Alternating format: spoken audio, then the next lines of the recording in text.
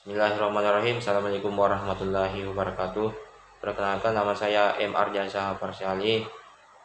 Nomor NIM 10614110119 dari kelas IP 6B, jurusan Ilmu Pemerintahan, Fakultas Ilmu Sosial Ilmu Politik, Universitas Muhammadiyah Makassar.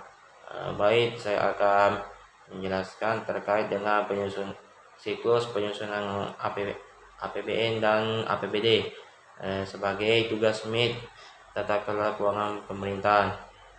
Nah, di sini adapun siklus penyusunan APBN yang saya ingin gambaran siklus penyusunan APBN ada pelaksanaan APBN, pelaksanaan penetapan undang-undang APBN, pelaksanaan undang-undang APBN, pengawasan pelaksanaan undang-undang APBN, dan pertanggungjawab badan pelaksanaan undang-undang APBN. Dan di sini saya menjelaskan terkait dengan perencanaan APBN. Pada tahap perencanaan APBN terdapat 6 langkah yang harus dilakukan, yaitu 1. Penyusunan perencanaan kerja Kementerian Negara atau lembaga Renja KL. 2. Pembahasan Renja KL, penyusunan rencana kerja dan anggaran kementerian atau lembaga RKA KL. 4. Penyusunan anggaran belanja, penyusunan pengiriman pendapat negara. 6. Penyusunan rencana APBN. Yang kedua, saya mau membahas terkait dengan penetapan undang-undang APBN. Nota keuangan yang perencanaan APBN beserta RKA KL yang telah dibahas dan kabinet disampaikan kepada pemerintah, kepada DPR selama-lamanya setengah Agustus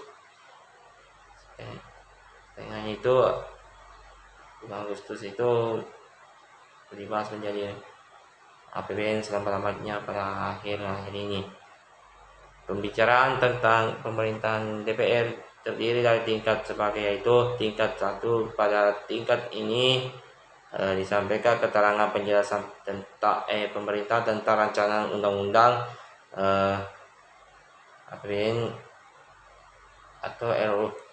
Kemudian Presiden menyampaikan pidato pengantar rancangan undang-undang APBN di depan sidang di paripurna DPR. Yang tingkat kedua itu dilakukan pandangan umum dari rapat paripurna, di mana masing-masing fraksi di DPR mengumumkan pendapat mengenai RUU APBN yang keterangan pemerintah. Jawaban pemerintah atas pandangan umum tersebut biasanya diberikan oleh Kementerian Keuangan. Pada tingkat ketiga itu pembahasan dalam rapat kondisi gabungan, komisi atau rapat panitia khusus. Pembahasan tersebut dilakukan bersama Menteri Keuangan sebagai perwakilan dari pemerintah pusat. Dari tingkat keempat itu paripurna kedua itu yang berisi tentang penyampaian hasil pembicaraan. Pada tingkat ketiga itu pada akhir fraksi DPR. Setelah itu DPR menggunakan hak budget untuk menyetujui penolakan APBN. Kemudian DPR persilakan pemerintah untuk menyampaikan sambutan berkaitan dengan keputusan DPR tersebut. Baik, lanjut terkait dengan pelaksanaan undang-undang APBN. Undang-undang APBN yang telah disetujui oleh DPR disahkan Presiden telah disusun secara perinci dalam unit organisasi, fungsi, program, kegiatan yang dilakukan oleh DPR, dan jenis belanja yang berarti untuk mengubah pengeluaran yang berkaitan dengan hal yang tersebut yang harus dipersetujui oleh DPR. RAK KL yang disepakati oleh DPR yang ditetapkan selama-lamanya akhir bulan tertentu. Dalam keputusan Presiden Kepres yang tentang perincian APBN,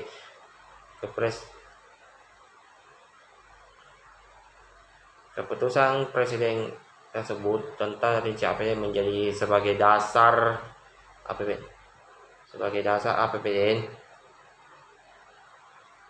APBN ini menjadi kementerian negara lembaga untuk menyusun konsep dokumen pelaksana anggaran kementerian selaku bendahara umum negara atau BUN.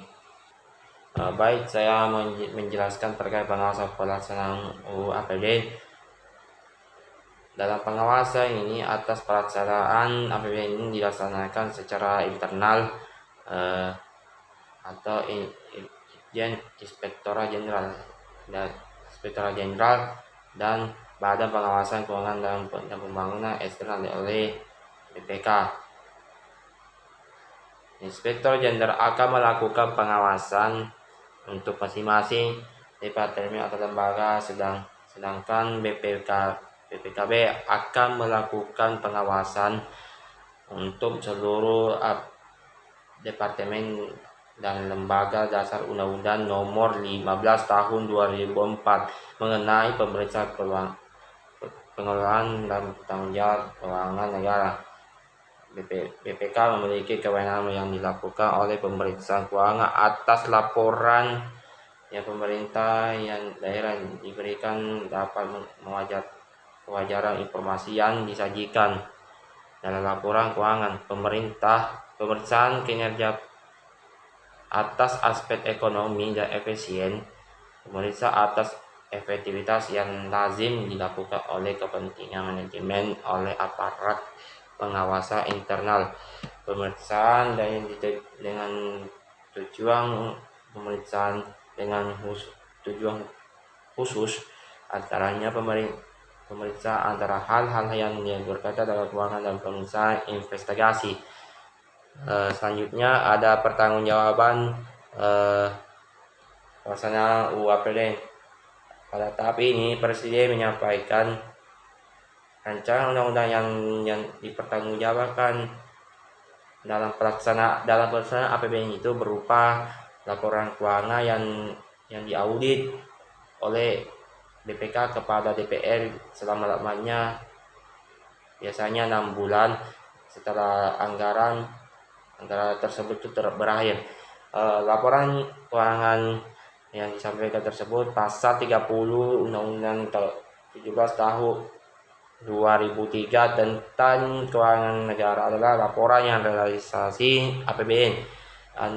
Neraca laporan arus kas dan catatan atas laporan keuangan dilampiri dengan laporan keuangan yang perusahaan negara dan badan lainnya. Baik, saya akan masuk terkait dengan penyusunan APBD. Seperti kita ketahui, ini ada gambar-gambar tentang penyusunan APBD, ada rencana kerja. Sebagai kita ketahui, ada beberapa siklus yang ini, ada rencana kerja pemerintah dengan Pemda, kebijakan umum, APBD dan PPA atas menunjukkan kesepakatan DPR, kebijakan APBN dan PPAS atau DPR. Pemda ada SSC penyusunan RKA, PSPK, SKPD, ada satuan kerja perangkat yang menuju ke satuan kerja perangkat daerah. DPR ini menuju rencana anggaran, lalu menuju pejabat pengelola keuangan daerah, terus pejabat pengelola keuangan daerah ke rancangan peraturan daerah RPD dan tentang RAPBD. Baik, saya jelaskan tentang itu. APBD yang merupakan anggaran belanjakan daerah yang ditetapkan setiap tahun melalui peraturan daerah. Pendapatan daerah ini yang berasal dari pendapatan yang asli daerah tertentu, dana yang pertimbangkan dan pendapatan lain-lain yang sah. Adapun langkah-langkah penyusunannya adalah satu, pemerintah daerah mengajukan rancangan peraturan daerah tentang APBD kepada DPRD serta dengan penjelasan dan dokumen pendukung pada bulan Oktober minggu pertama tahun sebelumnya. DPR mengambil keputusan setuju atau tidak mengenai rancangan peraturan daerah tentang APBD tersebut, yang dilaksanakan selama-lamanya pada 1 bulan 1 tahun pada anggaran yang dapat bersangkutan yang dilaksanakan oleh DPR. Yang kedua itu apabila DPR yang setujui, maka RAPBD diterapkan menjadi APBD yang melalui peraturan daerah, dan sebaiknya apabila DPR tidak menyetujui, maka untuk pembiayaan pengeluaran setiap bulannya, pemerintah dapat melaksanakan pengeluaran setinggi-tingginya sebesar angka APBD yang tahun sebelumnya. Yang ketiga itu setelah APBD itu yang terakhir itu setelah APBD yang diterapkan oleh peraturan daerah itu, maka